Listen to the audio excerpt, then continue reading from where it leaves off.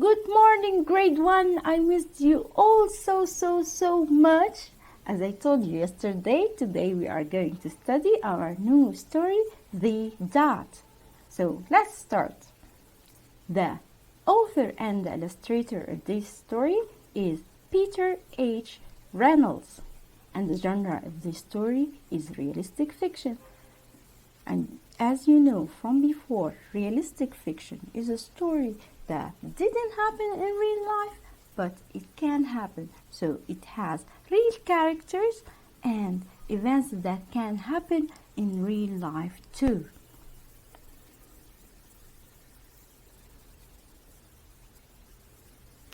Art class was over, but Vashti sat glued to her chair. Her paper was empty. Vashti's teacher leaned over the blank paper. "Ah, a polar bear in a snowstorm," she said. "Very funny," said Vashti. "I just can't draw."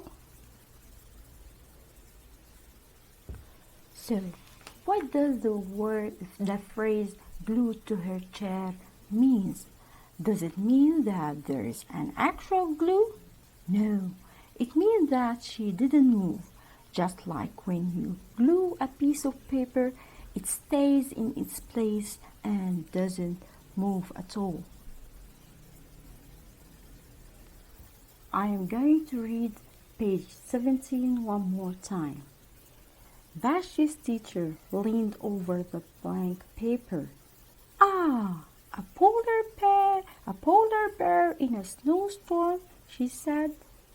"Very funny," said Vashti. "I just can't draw." So, what does the phrase "a polar bear in a snowstorm" mean? Yes, that's right. It means that her paper is all white and empty, as if you are looking at a picture of a polar bear in a snowstorm.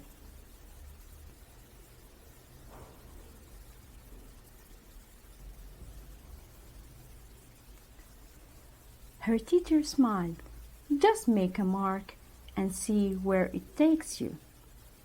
Vashti grabbed her marker and gave the paper a good, strong jab. "There!" So, what do you think Vashti is feeling? Yes, I think that she is very angry. So, how did I know that? From two things. From the picture, the illustration itself, and from the words. Look at the picture. Look at her face.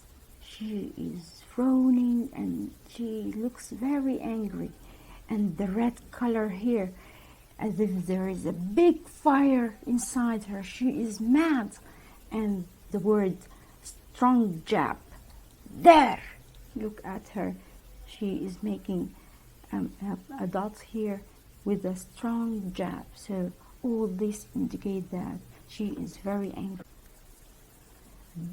Her teacher picked up the paper and studied it carefully. She pushed the paper toward Vashti and quietly said, "Now sign it." Vashti thought for a moment. "Well, maybe I cannot draw, but I can sign my name."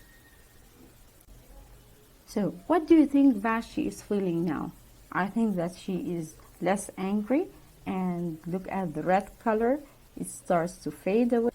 The next week, when Vashti walked into the art class, she was surprised to see what was hanging over her teacher's desk.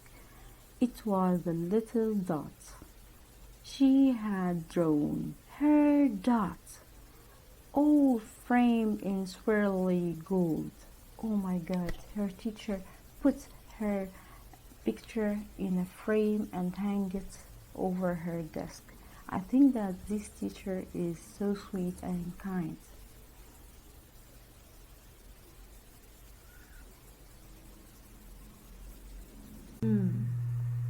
I can make a better dot than that. She opened her never before used set of watercolor and set to work. Vashti painted and painted a red dot, a purple dot, a yellow dot, a blue dot. The blue mixed with the yellow, she discovered that she can make a green dot. Vashti kept experimenting, lots of little dots in many colors. If I can make little dots, I can make big dots too. Vashti splashed her colors with a bigger brush on a bigger paper to make a bigger dot. And here, let's stop to discuss this page 26. How are Vashti's very first picture and the one on page 26 alike and different? Both are dots. Yes, they are alike. Both are dots. But the first one was black and the last one was more colorful. She used more colors.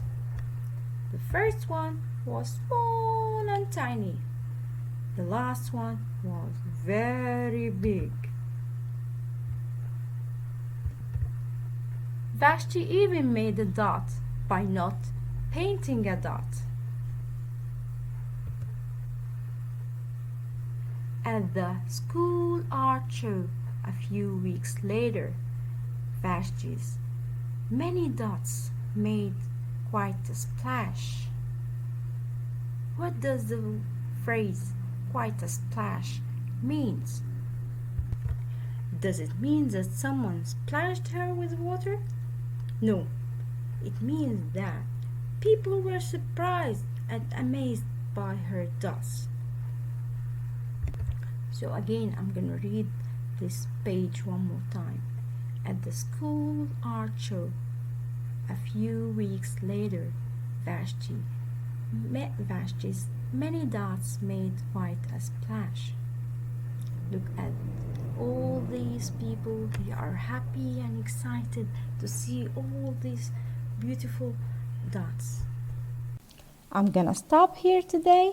I want you to read till page 29, and if you can finish the story by yourself, that would be great to be prepared for tomorrow's lesson. That's it for now, and see you tomorrow. Bye bye.